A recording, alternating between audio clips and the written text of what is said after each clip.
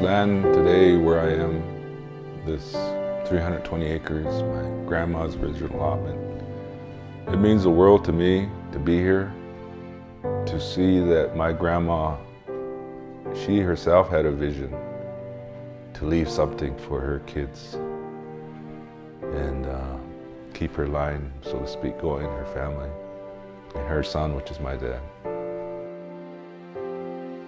Passing it on to us next.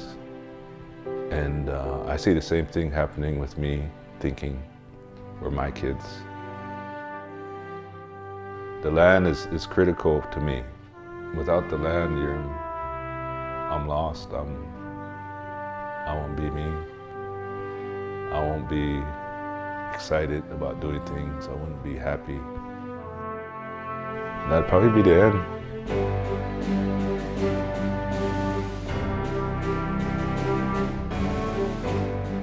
Native people, Ron's ancestors, have lived on these lands for thousands and thousands of years.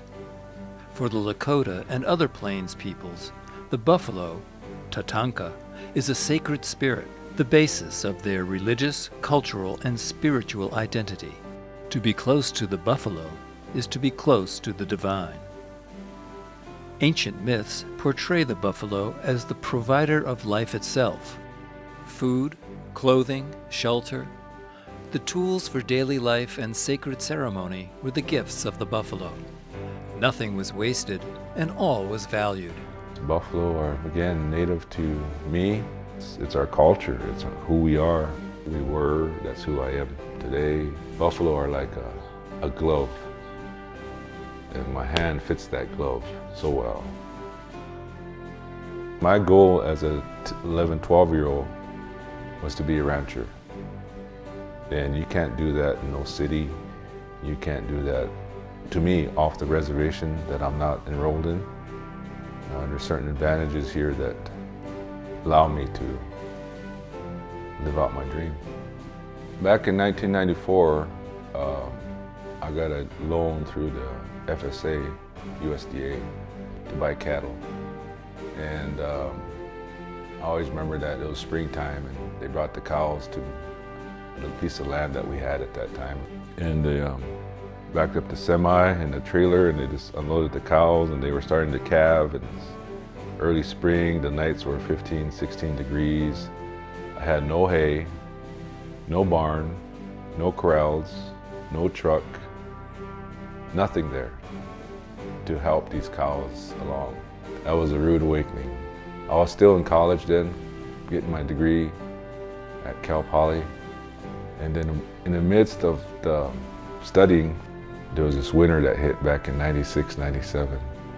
It was like the 100-year winter, and it seemed to snow every week. The snow drifts were so high, it was impossible to get them food. And a lot of my cattle passed away, starved, and that was a punch in the mouth to lose your animals like that. One of Ron's final projects at college was to write an agricultural business plan. He chose buffalo ranching. Following the loss of his cattle, he had a new vision. I had a dream. I was standing in front of the Catholic Church in Bullhead, and it was a sunny day, about noontime. It was bright, and it was colored pictures in my mind. And these buffaloes were running from the east going to the west, full speed right in front of me. I didn't understand that at that point. And another thing that happened was my wife and I were just driving to town in Bullhead. We were just enjoying the ride and looking around the scenery, it's pretty out here. My wife Carol says, let's raise buffalo. Just out of the blue, it's like, okay. I said, I'll do everything I can to make that happen. And that fall, I bought a trailer and we went to the Custer sale, bought our first 6 yearling heifers. And that feeling of owning buffalo, it's like, these are ours.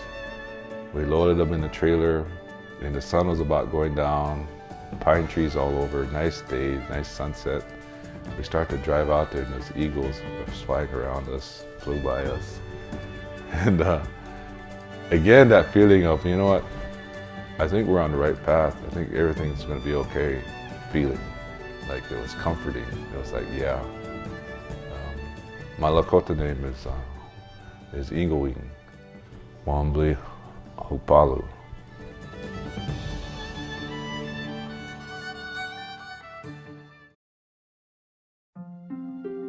Ron's buffalo ranching business has grown from his original 6 animals to over 400 today.